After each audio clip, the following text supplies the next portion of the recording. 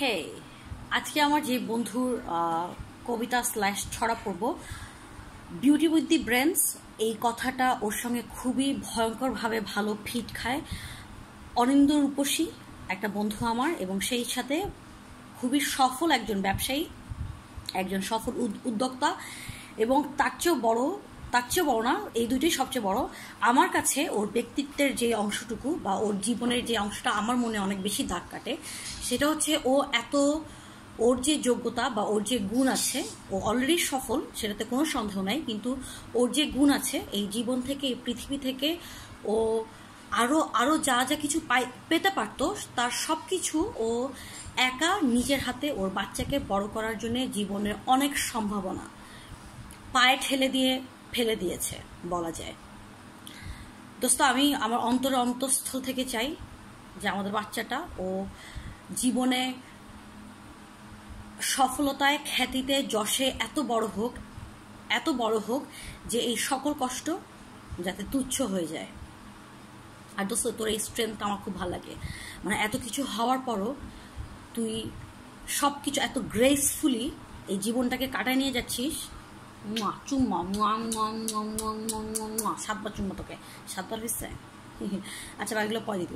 আরেকটা কথা হচ্ছে দোস্ত, একটা জিনিস খেয়াল করলাম, সেটা হচ্ছে তোর সঙ্গে না খুবই ওয়ান ডাইমেনশনাল ফ্রেন্ডশিপ। তোর সঙ্গে কোনো গ্যাঞ্জাম হয় না কখনো। মানে একটা ফ্রেন্ডশিপের মধ্যে না মানে ড্রামা থাকবে, অ্যাকশন থাকবে, সাসপেন্স থাকবে, মারামারি, কামড়াকামড়ি, কিলাকিলি, তারপরে চুম্মাচাটি, প্রেম ভালোবাসা, সবগুলো থাকলে একটা জোস একটা ফ্রেন্ডশিপ হয়।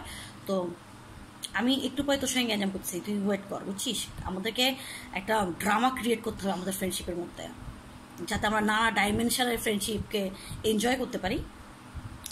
আজকে পড়ছি আমার ছোট্টবেলারই বলা যায়, মানে এত বছর যে ওকে চিনি, মনে চোখে চিনি 5-6 বছর তো হয়েই গেছে, তখন ছোটই ছিলাম আমি।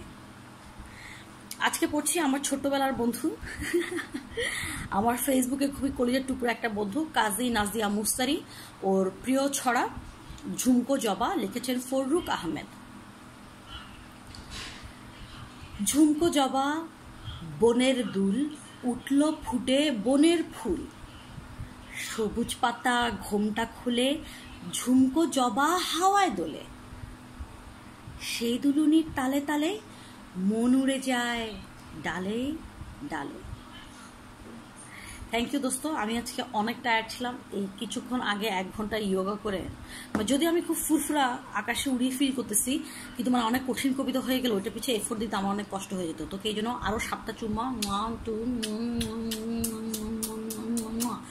যে তুই আমাকে সোজা একটা ছড়া দিচ্ছিস পড়ার জন্য। Thank you. সবাই ভালো থাকেন। Good night.